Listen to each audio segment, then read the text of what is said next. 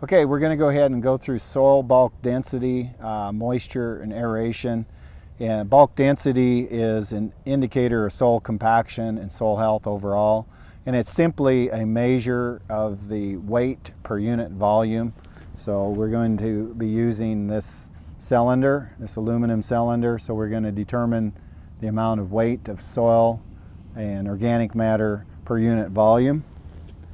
It affects infiltration and impacts rooting depth restrictions, nutrient availability, available water capacity, soil porosity, which is really important to all the soil microorganism activity, etc.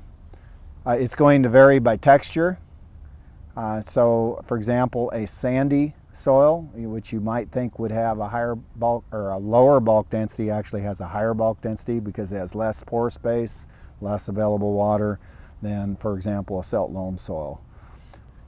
The soil is made up of four. On figure 1, it shows 4 major soil components: organic matter in the mineral, and then the pore space is either air or water.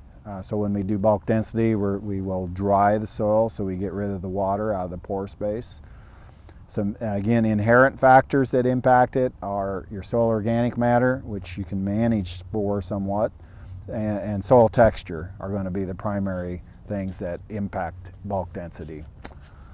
Managing for it, anything we can do to decrease compaction, how we manage our traffic in the field, our soil cover, our soil organic matter, those types of things, anything that can decrease compaction, increase soil organic matter is going to be a positive. The other importance of bulk density, if our soil is so compacted that we've lost our pore space, we have less porosity, we have less habitat for our soil microorganisms, and they cannot function, they don't have as much of a house to work with. The importance of pore space is that's where our water is held for our crops. Also, that's again the habitat for the soil microorganisms and things such as our nitrogen cycling, our decomposition, all of the things that would occur in the soil to make it a healthy, functioning soil. It's important to have good porosity. Also, there's on figure 5, it shows the relationship of water-filled pore space. So once we get close to field capacity, low moisture soil, also we have warmer soils up to a point, we're going to have more activity and along with better porosity, that's going to be a better thing for soil microorganisms. In there we have Table 1 that lists the ideal bulk densities for different textures, so you need to be able to determine textures. And then it also has bulk densities that are going to impact root growth.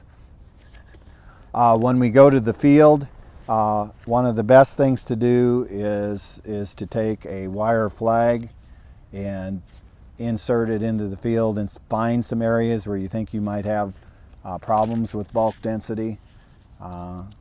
Also in the guide, it shows figure 4. Shows where we have a compacted tillage zone, and you can take out a tile spade and quickly find those areas because you have real platy structure in the soils. Also, if you use a tile spade, you can, on figure 3 shows a compacted area from where the roots don't want to go, or they go laterally. So that's really easy to see if you have some bulk density problems.